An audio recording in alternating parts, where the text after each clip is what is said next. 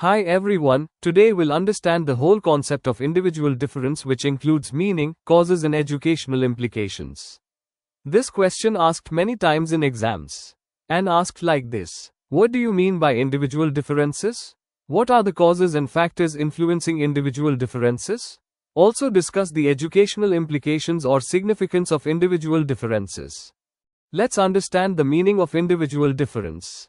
Individual differences stands for those differences which in their totality distinguish one individual from another. So we can say that individual differences is the differences among humans that distinguish or separate them from one another and makes one as a single unique individual.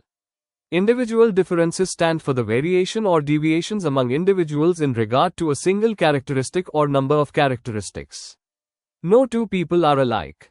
All the individuals differ from each other in many aspects. Children born of the same parents and even the twins are not alike.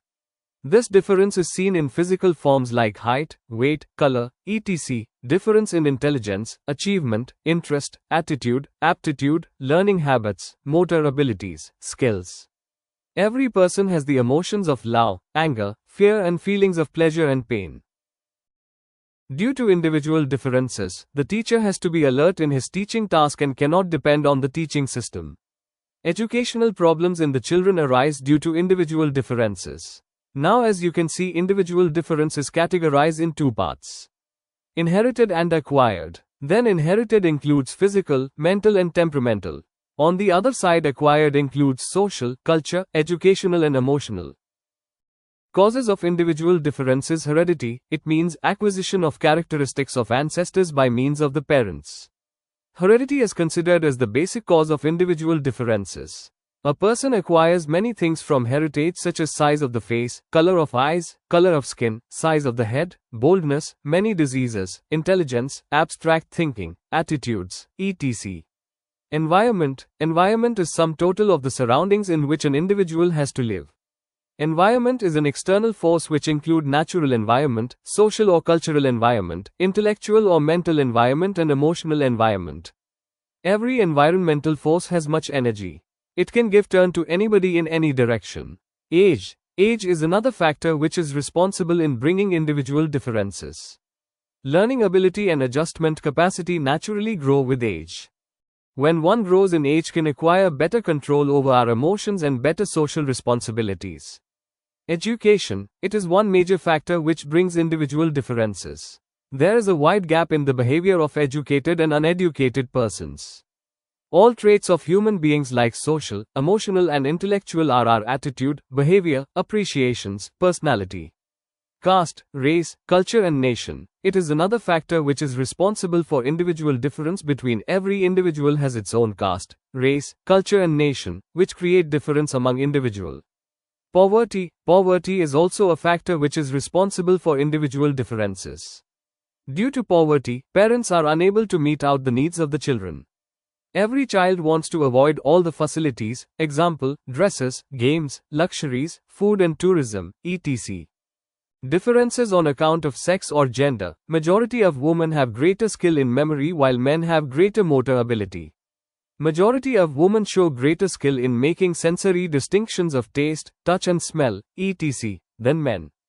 Personality. Personality is also responsible for individual differences because some individuals are introverts, extroverts, stable-minded, unstable-minded, active type, reflective type, genius, superior, average, dull, idiot, etc. School environment. Sometimes, teacher exhibits more attention towards some children of the class. On the other side, teacher punishes some of the students. This creates individual differences. In other words, we can say that hard discipline and soft discipline in the classes result in individual differences.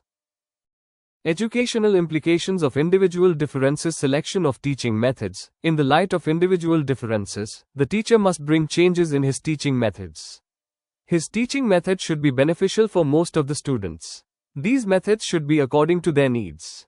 Teacher's competence is revealed when he uses various methods in the presence of individual differences.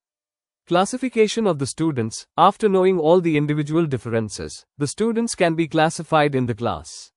Their classification can be done in the area of single activity so that a homogeneous group can be formed. For such type of groups, the selection of teaching methods become easier. Adjusting curriculum. In order to solve the problem of individual differences, curriculum must be flexible. The curriculum should be so much flexible so that the students may select their subjects according to their interest abilities. Adjustment teachers. In most of the countries, special teachers are being appointed in order to face the individual differences which have been named as adjustment teachers. The key function of these teachers is to reduce the difference between the gifted and backward students in the class. They try to raise the backward children to the normal or general level. This is also named as opportunity classes.